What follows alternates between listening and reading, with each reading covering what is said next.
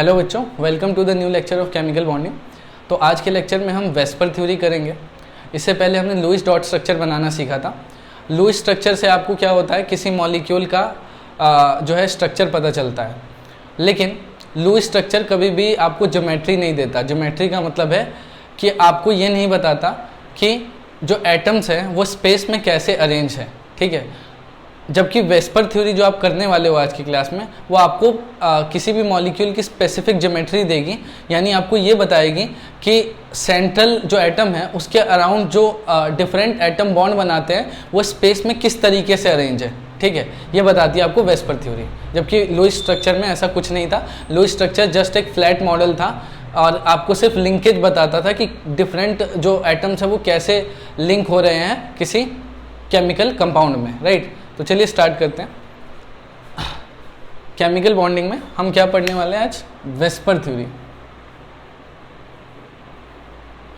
ठीक। VSEPR theory. अच्छा चलो इसका एक एक करके फुल फॉर्म बताएं। Where we stand for valence, S for shell, E for electron, P for pair, R for repulsion और थ्योरी तो है ही है, ठीक है। तो it is a valence shell electron pair repulsion theory. एक चीज याद रखना,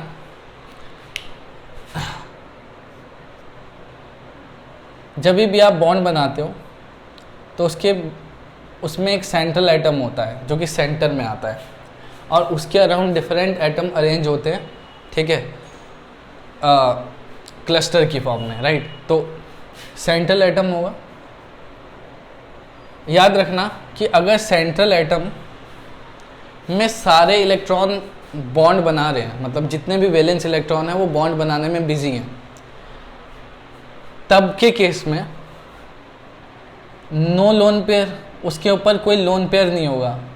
लोन पेयर मैंने बताया था वो इलेक्ट्रॉन जो बॉन्ड नहीं बनाता, ठीक है। तो कोई लोन पेयर नहीं होगा, सारे के सारे जो वैलेंस इलेक्ट्रॉन होंगे वो बॉन्ड में बिजी होंगे सेंट्रल एटम के।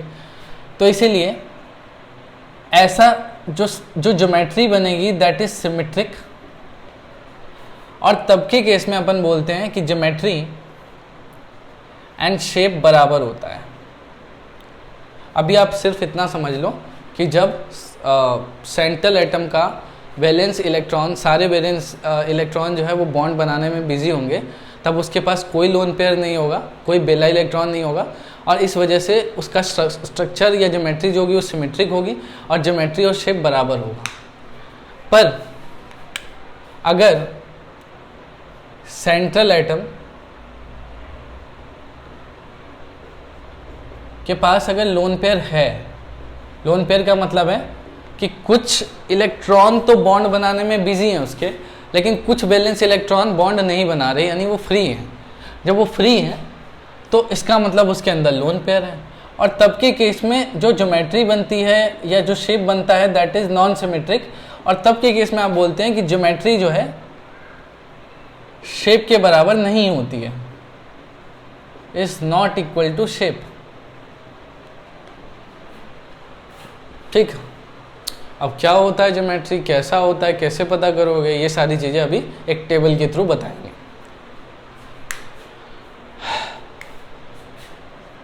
चलिए याद रखना कि मैं सेंट्रल एटम को ए से दिखाऊंगा, बॉन्ड पेयर मतलब सेंट्रल एटम का वो वाले वैलेंस इलेक्ट्रॉन जो बॉन्ड बनाने में बिजी है उसको बी से दिखाऊंगा, और सेंट्रल एटम का कोई अगर ऐसे इलेक्ट्रॉन हैं जो बॉन्ड नहीं बना रहे यानी लोन पेयर है, तो लोन पेयर को मैं एल सिंबल से दिखाऊंगा, ठीक। ये तीनों ही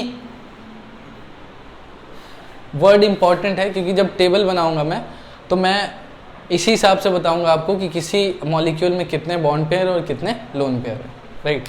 चलिए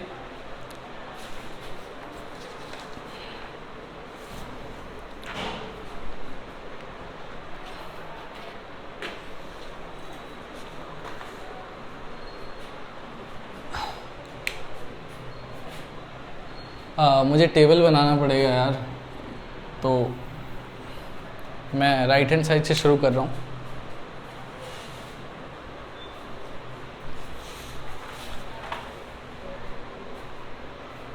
एक सेकंड रुकना ज़रा।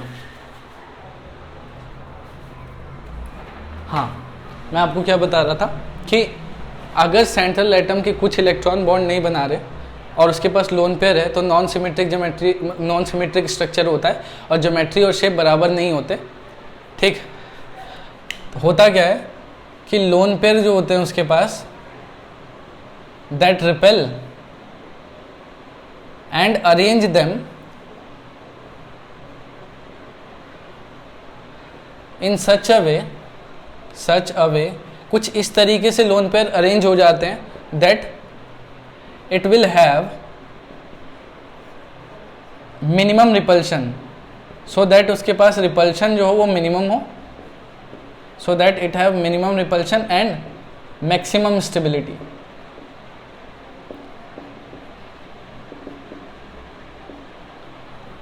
कहने का मतलब क्या है कि अगर मान लो किसी सेंट्रल एटम के पास बॉन्ड पेयर भी और लोन पेयर भी है, तो होता क्या है कि कभी कभार रिपल्शन ज़्यादा हो जाती है ज्योमेट्री के अंदर, तो उस ज्योमेट्री में वो स्टेबल नहीं रह पाता। तो इस कारण क्या करता है, वो अपने आप को कुछ अलग ही शेप दे देता है, ज्योमेट्री से कुछ अलग शेप दे देता है। ज्योमेट्री तो वही रहती है लेकिन शेप कुछ और दे देता है, जिस वजह से ज्योमेट्री और शेप थोड़ा सा चेंज हो जाता है, मतलब दोनों में डिफरेंस आ जाता है due to repulsion between the lone pair और लोन पेयर बॉन्ड पेयर। ठीक है, तो और अपने आप को कुछ स्टेबल करने के चक्कर में उसकी ज्योमेट्री में थोड़ा बहुत फ़र्क आ जाता है, जिस वजह से हम ज्योमेट्री और शेप को अलग अलग चीज़ें बोलते हैं। ठीक है, इन केस ऑफ जब सेंट्रल एटम के पास लोन पेयर होगा। राइट, तो चलो पहले हम टेबल बना रहे थे वो बना दो, बीच में याद आ गया तो बता दिया मैंने।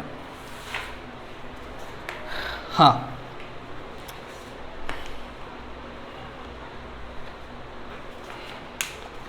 हेडिंग डाल लेते हैं, शेप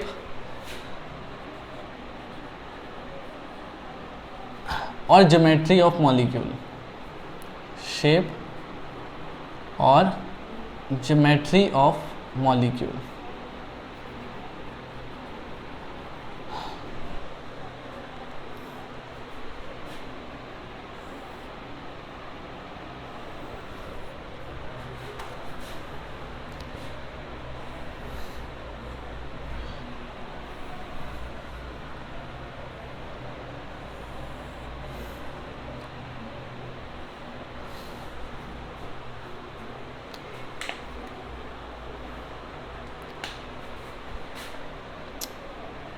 यहाँ लिख लीजिए बच्चों टोटल नंबर ऑफ इलेक्ट्रॉन। ठीक, यहाँ लिख लो ज्योमेट्री,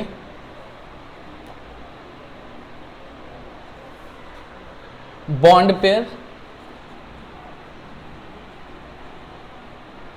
और लोन पेयर, फिर इधर और फिर इधर आप शेप लिख सकते हैं। अभी आप सिर्फ ब्लाइंडली नोट करो इसे, फिर मैं बताऊंगा इस टेबल का यूज़ कैसे करते हैं। ठीक है, पर एक बार ब्लाइंडली नोट कर लो।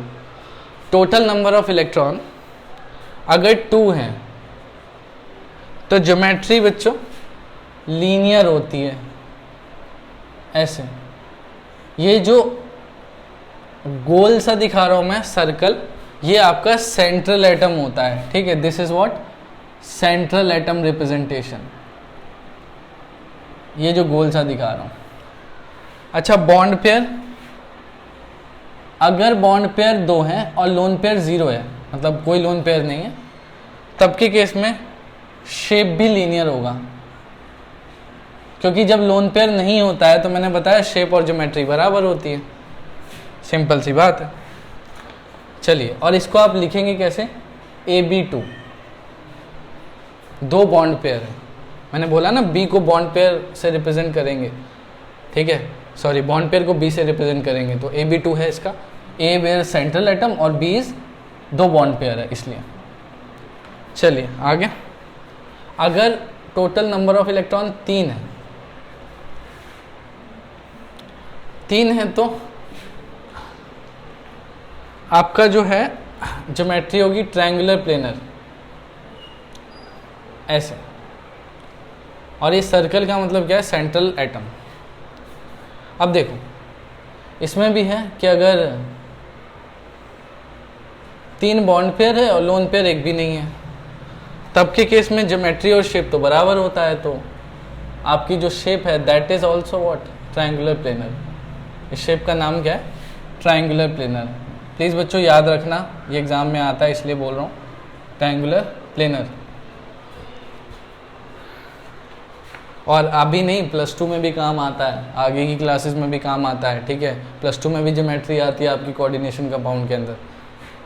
चलिए आगे, अगर इसमें एक और केस बनाते हैं, इसको कैसे लिखूं मैं, AB3।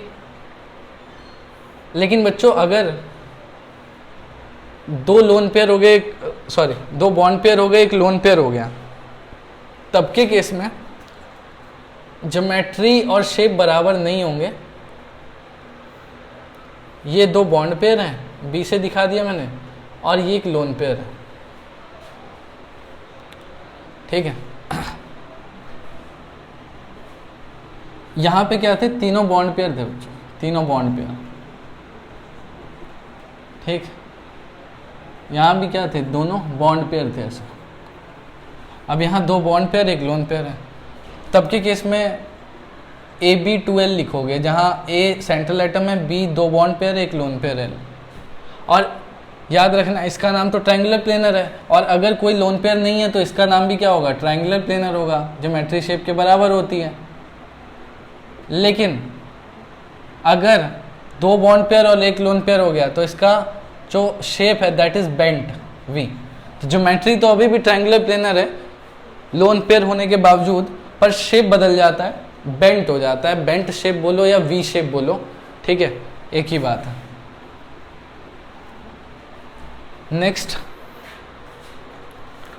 Next is when the total number of electron is 4। चलो इसको, ठीक है आगे चलो। When total number of electron is 4, geometry बच्चों टेट्राहेड्रल, ऐसे, दिस इज टेट्राहेड्रल, ठीक। इसमें भी केसेस हैं कि अगर चारों के चारों बॉन्ड पेयर हैं और लोन पेयर एक भी नहीं है, तो ज्योमेट्री और शेप बराबर होगा, यानी चारों के चारों क्या होंगे, बॉन्ड पेयर होंगे, ठीक। पर अगर ऐसा हो जाए, अच्छा इसको लिखोगे कैसे, AB4। अब चलो इसके बाद अगर मान लो 3 लोन पेयर है एक बॉन्ड पेयर है, तो ऐसा होगा,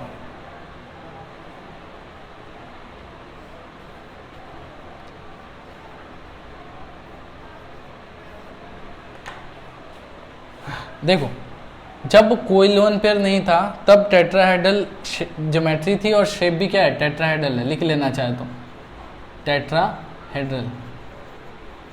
लेकिन अब एक लोन पेयर आ गया तो शेप और ज्योमेट्री बराबर नहीं है, और इसका जो शेप है दैट इज ट्राइगोनल पिरामिडल, लिख लो इसे। मेरे पास जगह नहीं है पर मैं यहाँ लिख रहा हूँ, ट्राइगोनल पिरामिडल, पिरामिडल, राइट। और इसको रिप्रेजेंट कैसे करोगे, 3 बॉन्ड पेयर और एक लोन पेयर, ठीक। नोट करिए, आगे करवाता हूँ।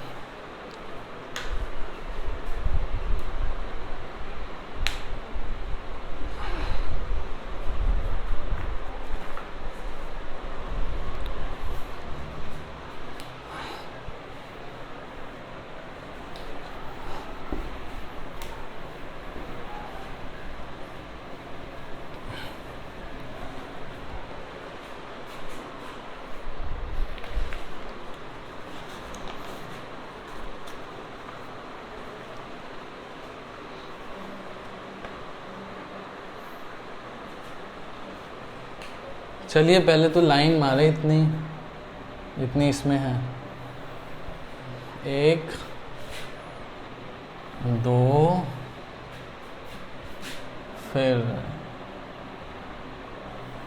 3, बस काफ़ी है।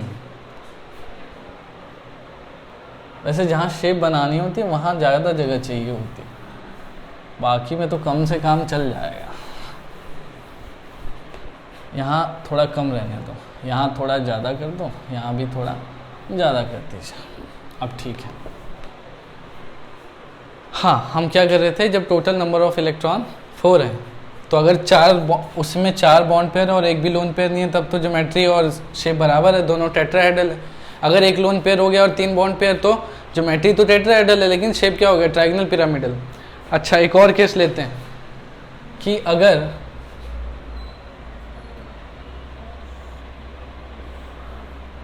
दो बॉन्ड पेयर हो गया और 2 ही लोन पेयर हो गया, तब क्या लिखेंगे आप, AB2L2। और तब आप कैसे रिप्रेजेंट करेंगे, A B, इधर भी B, ये इधर एक लोन पेयर और एक दूसरा लोन पेयर यहाँ। A मतलब सेंट्रल एटम, B मतलब बॉन्ड पेयर और लोन पेयर तो दिखाई रहे इलेक्ट्रॉन से। तो ये जो है इसको आप बोलेंगे बेंट शेप। ऐसा ही जैसा यहाँ बना है, ठीक है, इसको भी बेंट बोलते हैं, उसको भी बेंट बोलते हैं। चलिए next, 5 electrons. If there is 5 electron, total 5 electron, तब बच्चों जो ज्योमेट्री है वो ऐसी है।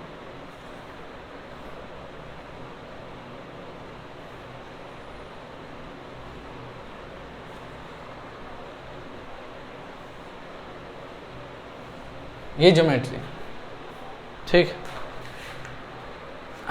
इसका नाम क्या है, triangle pyramidal. 2 minute, triangle pyramidal, right. चलिए अब let's come to the geometry. तो ज्योमेट्री तो मैंने बता दी ट्रायंगल पिरामिडल है। और मैं बोल रहा हूँ अगर 5, क्योंकि 5 टोटल इलेक्ट्रॉन है, टोटल इलेक्ट्रॉन पेयर है तो मतलब 5 ही के 5 बॉन्ड है और लोन पेयर 0 है, तो मैं क्या बोलूँगा, AB5, और तब ज्योमेट्री और शेप बराबर होगी। तो मैं कुछ नया तो बनाऊंगा नहीं आपके सामने, right. This will be proceed like this, ठीक।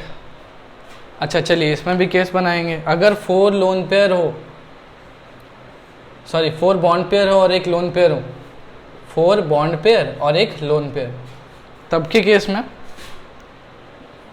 ये A, इधर भी बॉन्ड पेयर कितने, 4 है ना, तो 4 लगा दो बॉन्ड पेयर यहाँ और लोन पेयर मैक्सिमम दूरी पे लगा दो ताकि रिपल्शन कम हो। ये लो, इसका जो शेप होता है दिस इज कॉल्ड सीसॉ।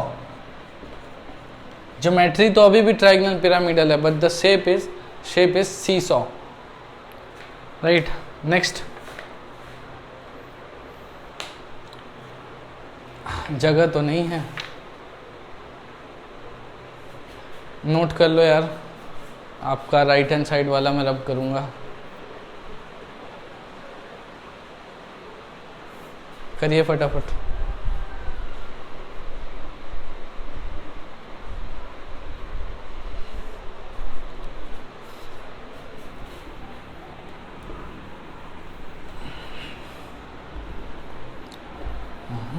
और आप अपनी कॉपी में नोट कर लेना क्योंकि मैं जब क्वेश्चन करवाऊंगा तो रिलेट करना पड़ेगा इनको, ठीक है।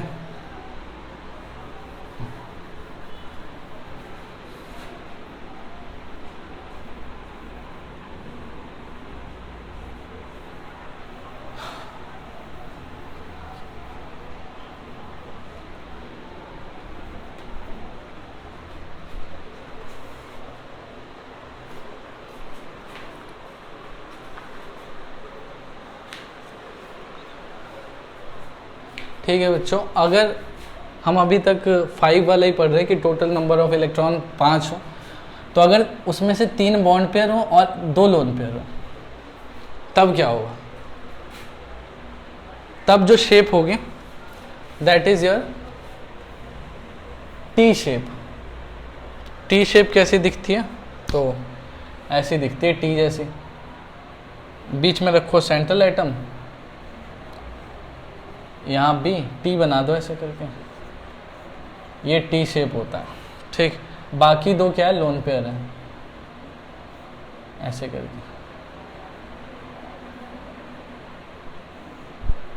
ये दो लोन पेयर और बॉन्ड पेयर इधर लगा दिए, 1 2 3।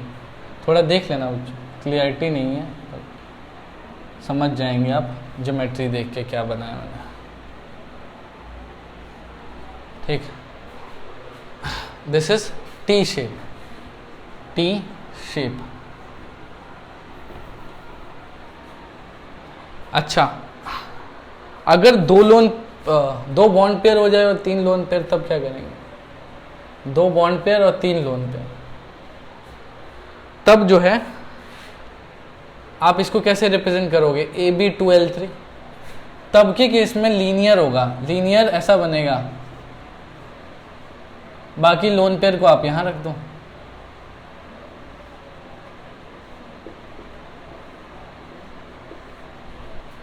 ठीक। This is linear. नेक्स्ट है, अगर 6 टोटल इलेक्ट्रॉन पेयर है, ठीक, 6 हैं, तो ज्योमेट्री आपकी कैसी बनेगी? ऑक्टाहेड्रल,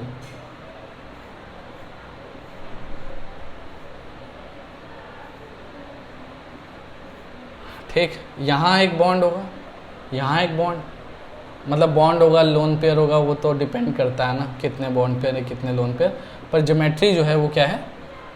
टेट्राहेड्रल है, टेट्राहेड्रल।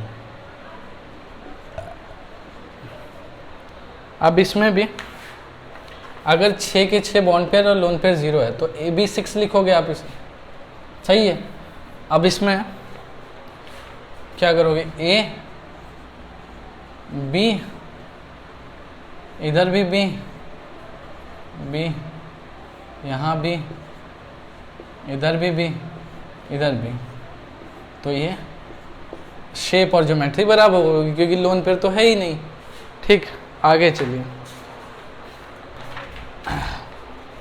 रब कर रहा हूँ मैं अब लेफ्ट हैंड साइड वाला।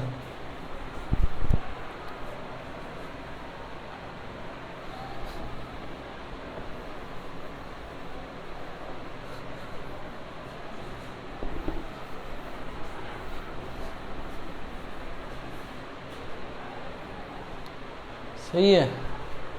अब देखिए, अगर आपके पास 5 बॉन्ड पेयर है और एक लोन पेयर, तो आप लिखेंगे AB5L, और बनाएंगे कैसे? ज्योमेट्री तो सेम है ना, तो बनाने का तरीका तो सेम होता है, कुछ नया तो होगा नहीं। 5 बॉन्ड पेयर है और एक बच्चों लोन पेयर बना देना, ठीक। This is shape which is called square pyramidal. Geometry is still octahedral but the shape is square pyramidal, right?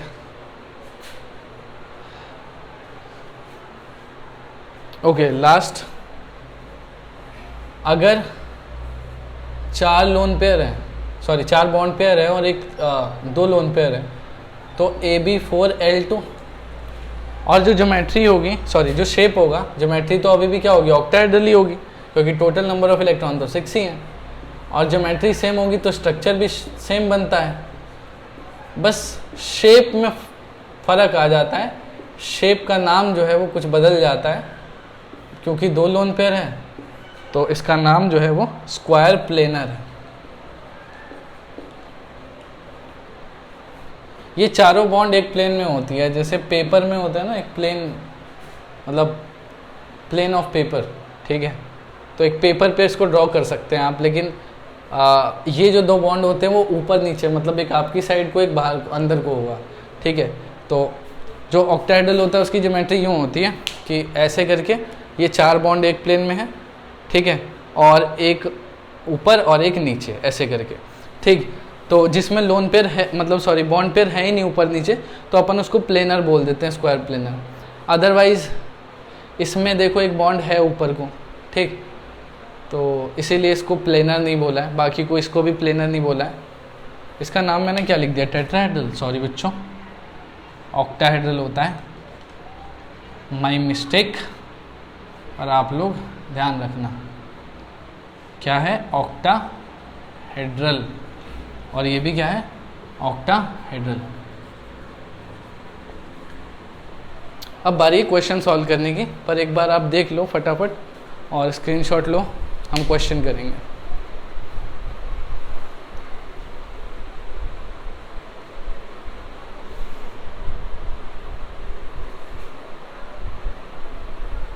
ठीक है, I am counting from 1 to 5, then I am rubbing it 1 2 3 4 and 5, बस।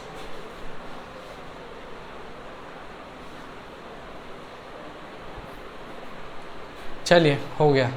और आप अपनी copy में note कर लिए हैं तो आप अपनी कॉपी रखना सामने, क्योंकि आपको ज्योमेट्री और शेप मैच करने पड़ेंगे कि कैसे निकालते हैं। और जब मैं वैल्यू निकाल दूंगा तो आपको शेप तो देखना ही पड़ेगा ना टेबल में से। जैसे मान लो मैं किसी मॉलिक्यूल की शेप निकालता हूँ AB6, तो आपको पता होना चाहिए कि AB6 बनाया कैसे जाता है। मैं किसी की निकाल देता हूँ AB2L3, तो आपको पता तो है AB2L3 बनता कैसे है। ठीक है, मैं किसी का शेप निकाल दूँ AB4L2, तो आपको पता तो हो AB4L2 बनता कैसे, इसलिए टेबल बनवाया है। तो आपको सबके शेप और ज्योमेट्री दोनों ही याद रखने हैं। ठीक है, शेप याद रखोगे तो ज्योमेट्री तो अपने आप ही याद हो जाएगी। ठीक, चलिए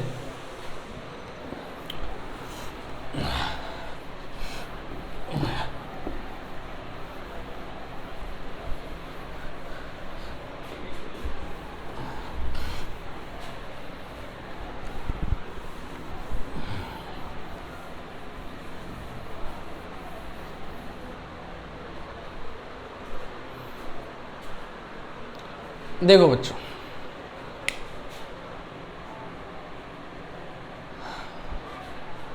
मैं एक एग्जांपल के थ्रू समझाता हूँ। ठीक, एग्जांपल लेते हैं ClF3। ठीक है, ट्राईफ्लोरोक्लोरीन है ये। ठीक, इसका आपको ज्योमेट्री भी बताना है, शेप भी बताना है। ठीक, सबसे पहले तो आप सेंट्रल एटम सेलेक्ट करो। मैंने बताया था जो लीस्ट इलेक्ट्रोनेगेटिव होता है वही सेंट्रल एटम होता है। तो लीस्ट इलेक्ट्रोनेगेटिव कौन है यहाँ पे, क्लोरीन है। फ्लोरीन जो है वो क्लोरीन से ज़्यादा इलेक्ट्रोनेगेटिव है, तो इसीलिए फ्लोरीन को सेंट्रल एटम नहीं लेंगे हम। ठीक है, तो लीस्ट इलेक्ट्रोनेगेटिव Cl जो है वो क्या होगा, सेंट्रल एटम होगा। राइट, चलिए अब देखो, chlorine can be written as 287, मतलब 7 वैलेंस इलेक्ट्रॉन है ना इसके पास। राइट, तो मैं टोटल नंबर ऑफ इलेक्ट्रॉन निकालूंगा। अब देखो कैसे निकालेंगे, क्योंकि टोटल नंबर ऑफ इलेक्ट्रॉन जैसे ही निकालूंगा मुझे ज्योमेट्री पता लग जाएगी। ठीक, तो कैसे निकालते हैं बच्चों, number of valence electron, number of valence electron of central atom plus number of bond pair divided by 2, divided by 2। याद रखना है formula. Number of valence electron of central atom कितने हैं बताओ। सेंट्रल एटम को मतलब क्लोरीन को लिया और क्लोरीन का वैलेंस इलेक्ट्रॉन कितना है, 7, तो 7 ले लिया। नंबर ऑफ बॉन्ड पेयर कितने बच्चे, कितने बॉन्ड बना रखे उसने, 3, डिवाइडेड बाय 2, तो 10 डिवाइडेड बाय 2 कितना आ गया, 5। टोटल नंबर ऑफ इलेक्ट्रॉन आ गया बच्चों 5। तो टोटल नंबर ऑफ इलेक्ट्रॉन 5, मतलब जो आपकी ज्योमेट्री होगी, ठीक, वो क्या होगी, ट्रायंगल बाय पिरामिडल। इतना तो पता चल ही रहा होगा। ज्योमेट्री क्या होगी, ट्रायंगल बाय पिरामिडल।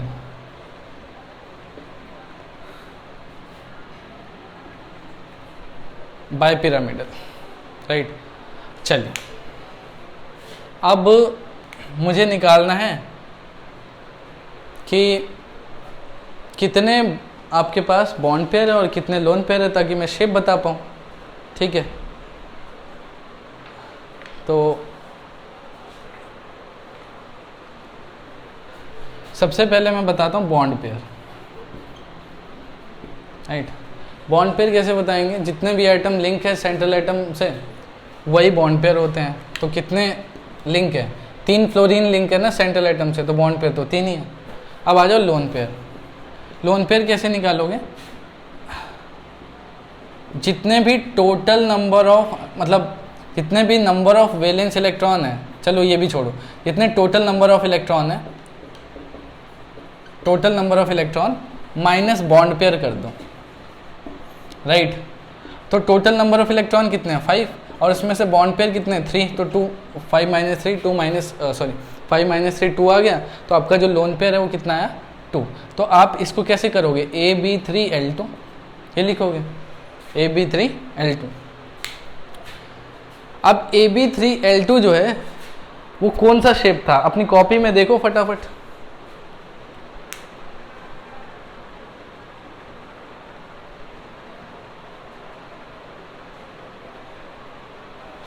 देखो देखो फटाफट देखो।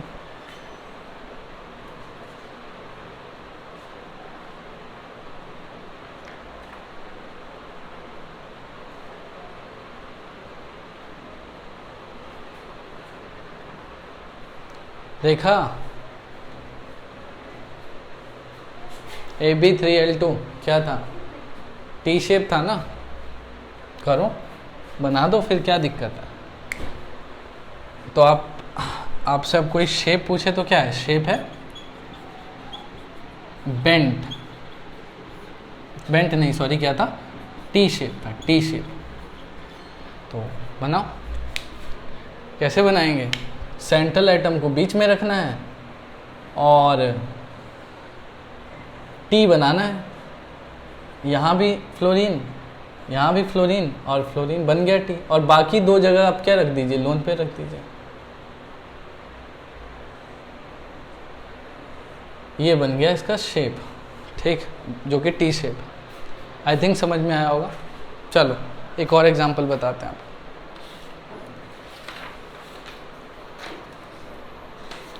एक और एग्जांपल बताते हैं आयंस का, राइट।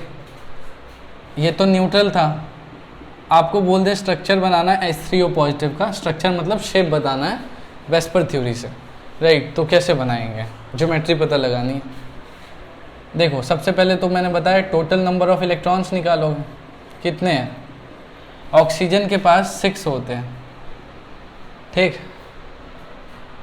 अच्छा सेंट्रल एटम, यहाँ पे बच्चों सेंट्रल एटम ऑक्सीजन होगा, ना कि हाइड्रोजन, ठीक है। Although oxygen is more electronegative than hydrogen, but still here it is exception, you need to take oxygen as a central atom because hydrogen cannot be central atom in any case, right। तो central atom जो होगा वो oxygen लेना पड़ेगा, थोड़ा याद रख लेना, ठीक है। जहाँ भी हाइड्रोजन ऑक्सीजन दोनों आते हो तो फिर वहाँ ऑक्सीजन ही लेना पड़ेगा आपको सेंट्रल एटम, जब चॉइस ना हो कुछ और लेने की तो, ठीक। तो टोटल नंबर ऑफ इलेक्ट्रॉन 6 आ गए, 6 नहीं सॉरी, अभी तो निकालना है, 6 है। कैसे निकाला था मैंने, बताओ, number of valence electron of central metal atom plus number of bond pair, ठीक। एक सेकेंड रुकना बच्चों, पहले मैं आपको ये बता दूं, number of valence electron of oxygen कितना है यहाँ पे, 6, और एक पॉजिटिव चार्ज भी है, इसलिए 6 - 1 5 होगा। अब देखो, अब निकालो total number of electron, total number of electron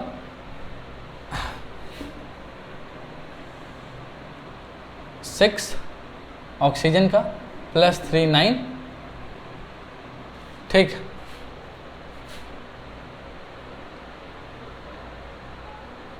मैंने क्या बोला, हाँ, और -1 कर लो। ये निकालने की वैसे जरूरत नहीं, आप डायरेक्ट कर सकते हो उस चीज़ को कि टोटल नंबर ऑफ इलेक्ट्रॉन निकालना है तो 6 इसके पास वैलेंस इलेक्ट्रॉन होते हैं, 3 इसके पास होंगे वैलेंस इलेक्ट्रॉन, और एक पॉजिटिव चार्ज है तो -1 कर देना, ठीक है, क्योंकि उतना एक इलेक्ट्रॉन कम हो गया होगा, क्योंकि पॉजिटिव चार्ज कब आता है, जब इलेक्ट्रॉन लूज होते हैं, डिवाइडेड बाय 2। तो 6 3 9 -1 8 डिवाइडेड बाय 2 4 हो गया, ठीक, 4 हो गया।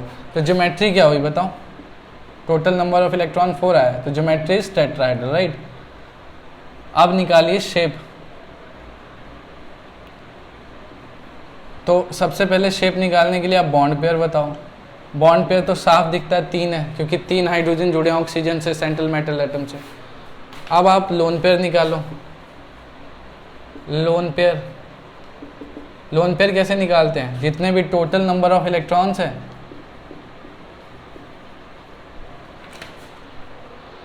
Total number of electrons minus bond pair.